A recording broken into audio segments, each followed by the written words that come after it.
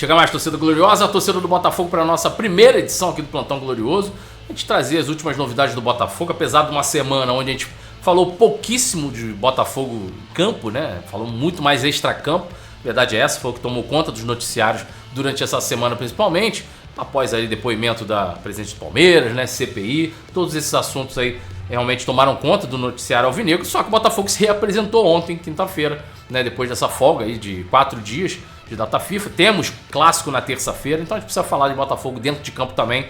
E além disso, claro, vamos abordar aí algumas questões envolvendo a narrativa de certos portais. Por que esses portais simplesmente vendem determinadas narrativas e por que isso gera tanto retorno para eles, né? Claro, ficou mais do que comprovado desde o ano passado que o produto Botafogo para esses portais vende, é vendável. Então a gente precisa se atentar a certas narrativas e isso eu vou falar para vocês depois da vinheta.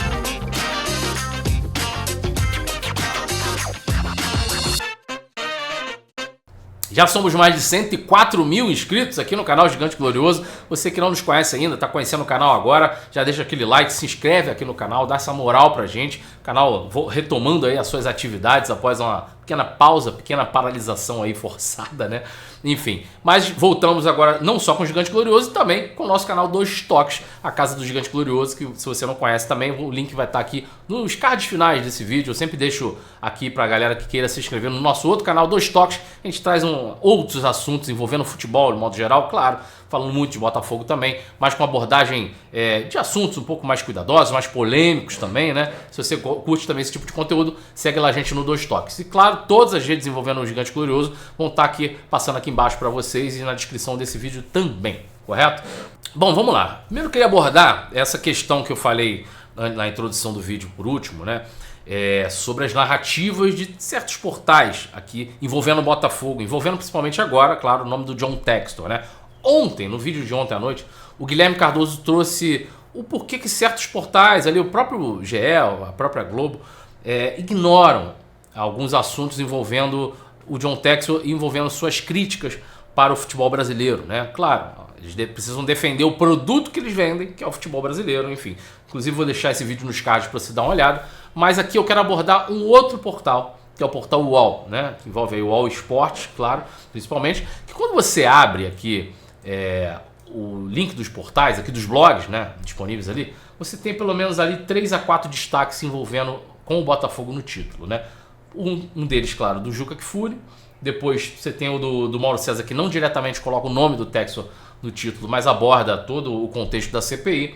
Você tem ali o da Mili Lacombe e você tem o do Casagrande, que para mim eu achei o mais grave desses ali, por incrível que pareça. Bom, e aí eu quero começar sobre essa coluna do Casagrande, porque ele tem um trecho que exemplifica um pouco do que eu quero falar aqui, do que eu quero chegar. Bom, o título, só pra gente ficar sabendo aqui, é John Textor joga sujo tentando tumultuar confronto pela Libertadores.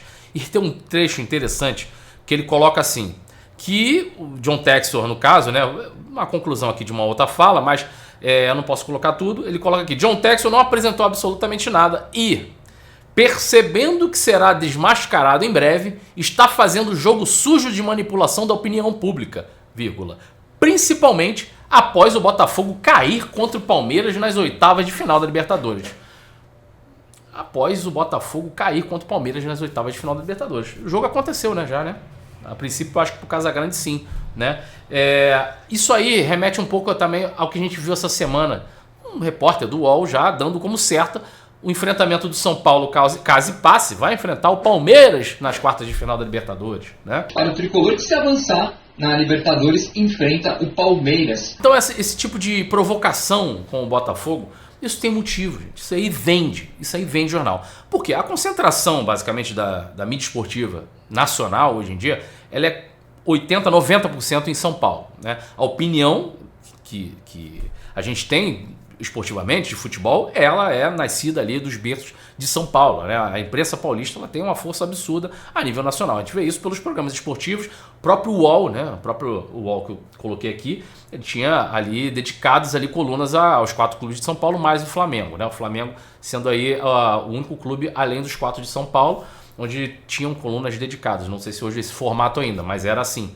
E aí você tem aí programas esportivos, você pega, vou dar um exemplo aqui de Jovem Pan Esporte, que eu tenho certeza que quase nenhum de vocês assiste, e às vezes a gente tem que assistir para ficar por dentro de que andam falando do Botafogo, porque isso é uma maneira da gente também entender como se defender, né, de certas narrativas.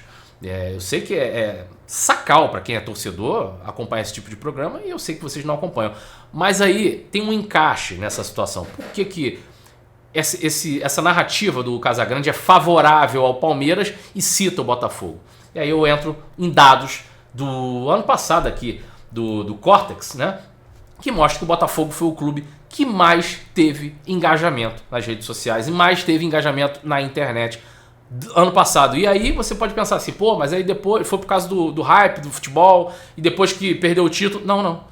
Esse levantamento aí conta também após a perda do título. O Botafogo ainda mantém esse número até esse ano. E principalmente esse ano. Teve um pico agora, principalmente depois da divulgação dos novos uniformes da Reebok, também o Botafogo voltou com uma ascensão absurda. Pra gente ter uma noção, o Botafogo fecha a nível mundial em um dos times com maior exposição a nível global, né? Que só ficou atrás aí do Galatasaray e do Fluminense, que pegou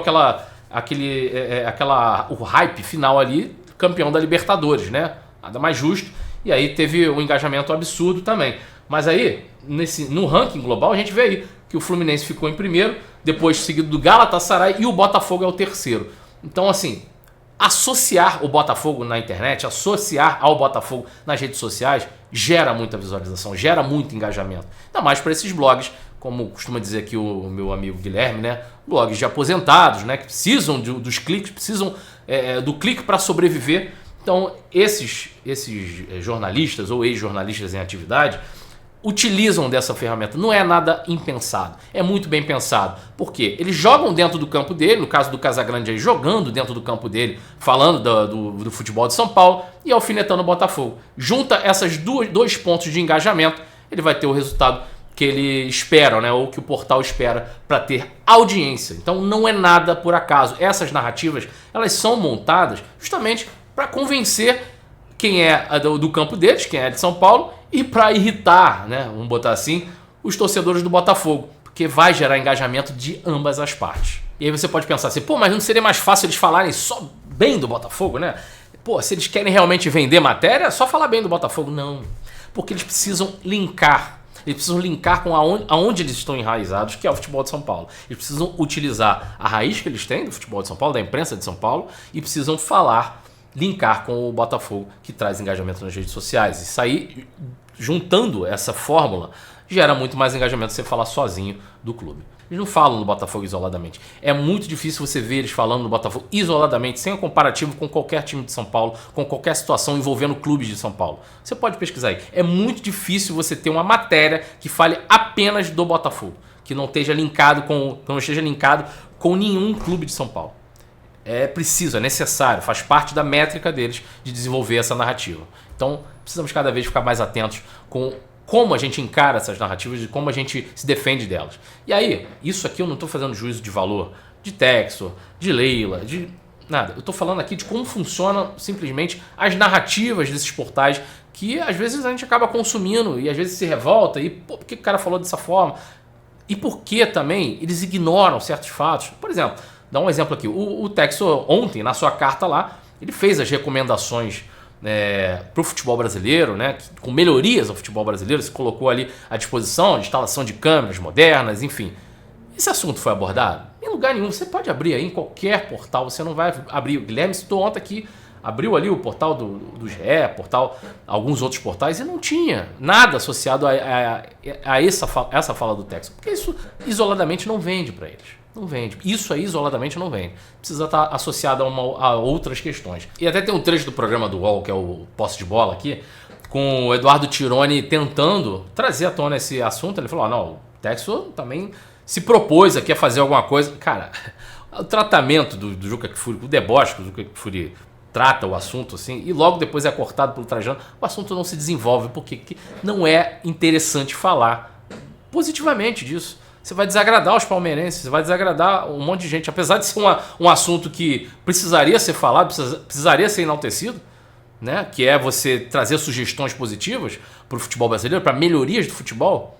eles não estão com a menor preocupação de debater esse tipo de melhoria. O Textor, entre outras coisas, ele falou que eu trago aí a tecnologia boa, tal. Ele propôs isso também, né, para ele compra software tudo. melhor. Isso, ele compra tudo. Ele instala 11 câmeras em 20 estádios brasileiros. Isso. Eu vou propor que o Arnaldo lance um livro, Eu e o VAR.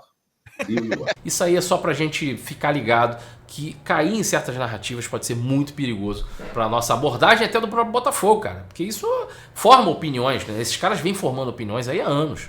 E isso não pode nos atingir de uma maneira muito inocente, como eu já vi atingindo vários colegas também. Bom, vamos lá, vamos falar aqui de futebol. O Botafogo se reapresentou ontem no CT Lonier, teve até os seus atletas vacinados aí, contra a gripe, enfim. Tem clássico na terça-feira, e a gente tem alguns desfalques aí, 2 deles certos, né? O Danilo tá suspenso e o Savarino, que tá com a seleção da Venezuela. Fora isso, o Botafogo tem aí seu time com uma possível volta, inclusive, até do Eduardo, né? Do Eduardo, Tiquinho Soares, enfim. Vamos ver como deve ser esse time do Botafogo. A gente vai abordar, claro, muito mais cuidado, até a terça-feira aqui. Vai ter pré-jogo, vai ter, enfim. A gente vai estar acompanhando aí esses dias de treinamento do Botafogo antes do clássico, pra gente ver como deve vir montada essa equipe do Botafogo. Talvez ali um Gregory na entrada no lugar do Danilo Barbosa apenas, né? E o Botafogo provavelmente vindo aí com a equipe muito semelhante à dos últimos confrontos, né? Além do time se preparando em campo, quem está se preparando também é o estádio Newton Santos para receber aí todo o seu aparato novo de iluminação de LED, né? Que está se baseando aí no estádio do Lyon. Vai, permitir toda essa mudança de atmosfera, mudança de iluminação, enfim. A gente vê muito isso no estádio do Corinthians. Até na última partida muita gente comentou, né? O Botafogo vai acabar ficando nesse mesmo estilo aí, né? De iluminação, né?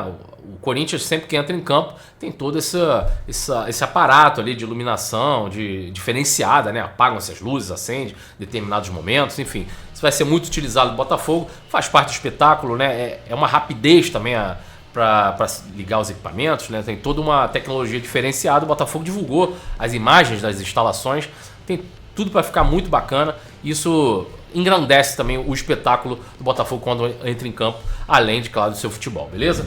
É isso, meus amigos. Mais tarde a gente volta aqui com o canal Gigante Glorioso. Também tem um vídeo lá no canal Dois Toques, hein? Claro, com o nosso grande Guilherme Cardoso, para mim, um dos melhores comunicadores desse YouTube, quando o assunto é Botafogo. Na minha humilde opinião, meu irmão Guilherme, não posso deixar de falar isso, né? Grande abraço a todos vocês, saudações alvinegras, galera. Fui, valeu.